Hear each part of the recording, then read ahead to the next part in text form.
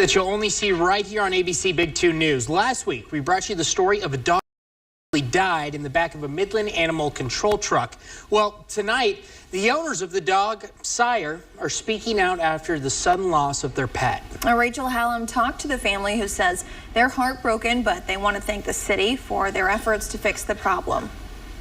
Will Redfriend Jr. says his 9-year-old dog, Sire, became aggressive inside a local vet and was picked up by Midland Animal Services soon after.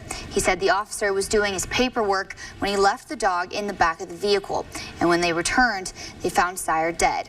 Now Will and his family want justice and for others to be aware of the situation. We had him for 10 years. He was supposed to die in his living room, in the comfort of his own home. On Thursday, June 8th, Will Redfriend received a call from Midland Animal Services that an officer was called to a local vet clinic to investigate a dog bite to one of their employees.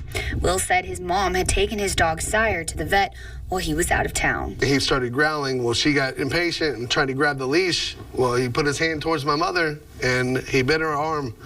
He broke the skin. Sire was taken into the truck while the Animal Services officer gathered information on the case. It's not a dog you just scooped up off the street here in the neighborhood. And even if it was, you still don't treat dogs like that. When the officer returned to the truck after what Will and Animal Services confirmed was an hour, Sire was found dead. He told me that he did it. He finished up his paperwork, and then when he went to go get the dog out, the dog was dead. Well, I was angry and hurt, very hurt.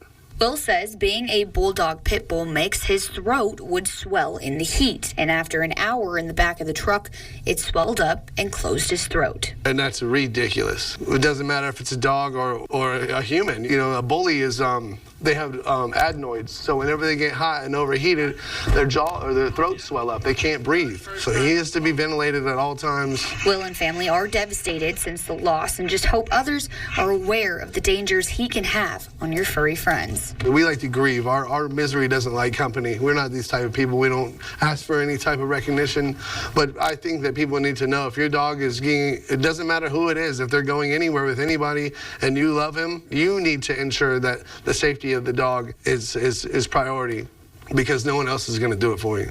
He said while Sire is gone, his name will live on. It's a family member, really.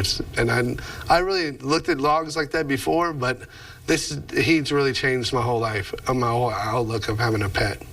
Now, Will also said he would like to extend his thank you to the people of Midland who have been there to support him and his family through their sudden loss, and also thank the city of Midland in this case.